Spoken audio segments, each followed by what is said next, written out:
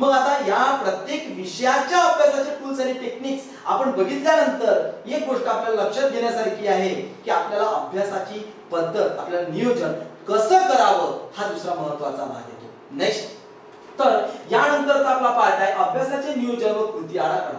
बघा, नियोजन हे खूप महत्त्वाचे आहे. नियोजन हे खूप महत्त्वाचे आहे. ते नियोजन मग शैक्षणिक असो की ते आर्थिक असो, आणि जर नियोजन आपण केलं नाही किंवा नियोजन करू शकलो नाही तर प्रत्येकच गोष्ट पूर्णतः बिघडून गेल्याशिवाय राहणार नाही. मित्रांनो, एक छोटासा किस्सा मला आठवला आणि तो मला तुम्हाला सांगावासा वाटतो. किस्सा बघा असा आहे, एक पालक, एक वडील असतात. ते वडील आपल्या मुलाला म्हणतात की बेटा, तू जर यावर्षी जर पास झाला ना, यावर्षी जर तू पास झाला तर मी तुला 5,000 रुपयाचे गिफ्ट देईन. आणि मुलगा एक्झाम देतो. एक्झाम दिल्यानंतर रिझल्ट लागतात आणि रिझल्ट लागल्यानंतर मुलगा नाचत नाचत घरी येतो आणि बाबाला म्हणतो, बाबा बाबा बाबा, मी तुमचे 5,000 रुपये वाचवले. हे 5,000 रुपये आपल्याला वाचवायचे नाहीये. 5,000 रुपये वाचवले म्हणजे काय, तो फेल झाला. तर मित्रांनो, आपल्याला 5,000 रुपये नक्कीच वाचवायचे नाही आहे. तर आपल्याला वर्षभराचं एक प्लॅनिंग करायचं आहे, एक नियोजन करायचं आहे. आणि नियोजन शून्य माणूस काहीही करू शकत नाही. एक टार्गेट ठेवणं गरजेचं आहे, एक नियोजन करायचं आहे, एक परफेक्ट प्लॅनिंग करायचं आहे आणि प्लॅनिंग नुसारच आपल्याला जायचं आहे. बघा, बिना ध्येयाचा, बिना प्लॅनिंगचा व्यक्ती म्हणजे हा तुटलेल्या पतंगीसारखा असतो. कारण की तो कुठे जाऊन पडेल हे सांगता येत नाही. मग नियोजन करत असताना त्याचं पूर्ण नियोजन, त्याचं पूर्ण प्लॅनिंग मी तुम्हाला करून दिलेलं आहे. फक्त लक्षपूर्वक, काळजीपूर्वक ते ऐका. मी तुम्हाला कशा पद्धतीने प्लॅनिंग देतोय, कशा पद्धतीने सांगतोय, तुम्ही ते केअरफुली लक्षात घेणं गरजेचं आहे. मग प्लॅनिंग मध्ये काय करायचं, म्हणजे कसं करायचं बघा. आतापासून तुमच्या परीक्षा ह्या मार्च मध्ये होतील असं आपण गृहीत पकडू. आपल्या परीक्षा, आपल्या एक्झाम्स ह्या मार्च मध्ये होतील असं आपण गृहीत पकडलं आणि त्याच्यानुसार आपण दिवसाचं कॅल्क्युलेशन केलं. आजच्या दिवसापासून जर आपण कॅल्क्युलेट केलं तर 165 दिवस आपल्याला आपल्या परीक्षेकरता बाकी आहे. किती? 165 डेज, 165 दिवस. ओके, त्यामध्ये 15 डेज, 15 दिवस हे आपण आपल्या रिव्हिजन करता सोडून देऊ. किती? 15 दिवस म्हणजे 15 डेज आपल्या रिव्हिजन करता आपण सोडून देऊ. त्यानंतर अधिक एक महत्त्वाचं, 15 दिवस आपण आपल्या रिव्हिजन करता सोडून दिले. आता आपल्याला काय करायचं आहे, 15 दिवस सोडून दिल्यानंतर उरले किती दिवस? 150 डेज. फक्त 150 दिवस आपल्या जवळ उरलेले आहेत. मग आपल्या एकूण लेसनची संख्या किती आहे? स्टेट बोर्ड असो की सीबीएसई असो, आपल्या लेसनची संख्या किती आहे? इन अँड एव्हरेज आणि कॅल्क्युलेट जर केलं तर 140 लेसन्स आपल्याला आहे. 140 लेसन्स सरासरी आपल्याला आहे. मग आता ह्या कोविड मुळे जे 40 लेसन्स डिलीट झालेले, रिमूव्ह झालेले आहेत, ते आपल्याला साइडला करायचे. ओके, मग आपले लेसन किती उरले? 100.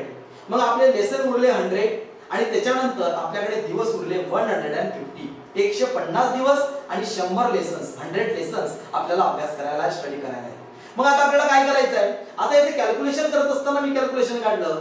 एका महिन्यामध्ये तुम्हाला 20 लेसन्स, 20 लेसन्स एका महिन्यामध्ये कंप्लीट करायचे. किती? 20 लेसन. 20 लेसन आपल्याला एका महिन्यामध्ये कंप्लीट करायचं आहे. आणि एका महिन्यामध्ये 20 लेसन कंप्लीट करायचा याचा अर्थ मित्रांनो 1.5 ते 2 दिवसात एक लेसन कंप्लीट करायचं. किती? 1.5 ते 2 दिवसात आपल्याला एक लेसन कंप्लीट करायचा आहे. हा त्याचा महत्त्वाचा मुद्दा आहे. म्हणजे काय, तर आपल्याला ही गोष्ट लक्षात घ्यायची आहे की आपल्या नियोजन 165 दिवस, त्यातले 15 दिवस आपल्याला रिव्हिजन करता, 150 दिवस, 150 दिवसामध्ये 140 आपल्याला टोटल लेसन्स आहेत. त्यामध्ये 40 लेसन रिमूव्ह झाले, उरले 100 लेसन. 100 लेसन मधून एका महिन्यामध्ये 20 लेसन कंप्लीट करायचे आहे. म्हणजे 1.5 ते 2 दिवसात आपल्याला एक लेसन कंप्लीट करायचा आहे. मग त्याकरता आपल्याला प्लॅनिंग करावं लागेल, त्याकरता आपल्याला नियोजन करावं लागेल. त्यासाठीचं दैनंदिन अभ्यासाचा एक टाइम टेबल बनवावा लागेल. म्हणजे डेली स्टडीचा एक टाइम टेबल आपल्याला बनवावा लागेल मित्रांनो. आणि डेली स्टडीचा टाइम टेबल बनवण्याकरता तुम्हाला जास्त टेन्शन घेण्याची गरज नाही, कारण तो तुम्ही स्वतः बनवू शकता नक्कीच. पण तुमच्या करता एक आम्ही मॉडेल, पूर्णतः एक अभ्यासाचा टाइम टेबल बनवून दिलेला आहे. एक अभ्यासाचा टाइम टेबल तयारच करून दिलेला आहे, जो टाइम टेबल मध्ये आम्ही आदर्श अभ्यासाचे नियोजन म्हटलेलं आहे. हे टाइम टेबलची एक प्रिंट तुम्हाला घरपोच मिळून जाईल किंवा डिस्क्रिप्शन मध्ये तुम्हाला नंतर त्याची लिंक मिळेल, त्याच्यावरून तुम्ही डाउनलोड करू शकता किंवा तुम्हाला तुमच्या घरपोच हे प्रिंट मिळून जाईल. आणि याच्यामध्ये पूर्ण कॅल्क्युलेशन केलेलं आहे. किती वाजता झोपायचं, किती वाजता उठायचं, किती वाजता अभ्यास करायचा, याचं प्रत्येक दिवसाचं एव्हरी डे चं प्लॅनिंग करून तुम्हाला दिलेलं आहे. आता याच्यामध्ये आम्ही गृहीत काय पकडलं, ज्या पद्धतीने 6 तासाची शाळा आणि 3 तासाची नेहमी आपली ट्युशन असायची, ते 9 तास तुमचे आम्ही याच्यात कॅल्क्युलेट केले. का केले? कारण की आजही 99% स्कूल हे ऑनलाईन सुरू आहेत आणि त्याच्यामध्ये आपला जे ट्युशन्स आहेत, जे क्लासेस आहेत, हे सुद्धा ऑनलाईन सुरू आहे. त्यामुळे तुमचा तो वेळ तेवढा मायनस त्याच्यामध्ये होतो, म्हणून तो वेळ याच्यात कॅल्क्युलेट केलेला आहे. आणि हा सर्व वेळ कॅल्क्युलेट करून मित्रांनो 5 तास तुमच्याकरता याच्यामध्ये उरतात. असं पूर्ण आदर्श अभ्यासाचे दैनिक नियोजन तुम्हाला आम्ही करून दिलेलं आहे. आणि याच्यामध्ये सकाळी किती वाजता उठायचं, किती वाजता झोपायचं, किती वाजता जेवण करायचं, किती वाजता रिलॅक्स करायचा, किती वाजता किती तास झोपायचं, याचं सुद्धा कॅल्क्युलेशन दिलेलं आहे. कमीत कमी 7 तासाची झोप आपल्यासाठी पुरेशी आहे. याच्या पलीकडे झोपायचंच नाही, याच्या पलीकडे आपल्याला जास्त वेळ आपल्या विश्रांतीसाठी द्यायचा नाही आहे. कारण की तुमच्या माहिती करता एक एक्झाम्पल म्हणून देतो की जसं उदाहरणार्थ मोबाईलची एक बॅटरी असते आणि मोबाईलची एक बॅटरी जेव्हा आपण चार्ज करत असताना काय सिस्टीम आहे की प्रत्येक मोबाईलची जी बॅटरी असेल, हे बॅटरी चार्ज करण्याकरता 1.5 ते 2 तास लागत असेल किंवा 1 ते 1.5 तास लागत असेल. प्रत्येक मोबाईलच्या त्या बॅटरीवर डिपेंड आहे. मग 1 ते 1.5 तासामध्ये जर एखादी मोबाईलची बॅटरी चार्ज होत असेल आणि ती किती टक्के चार्ज होते, 100%.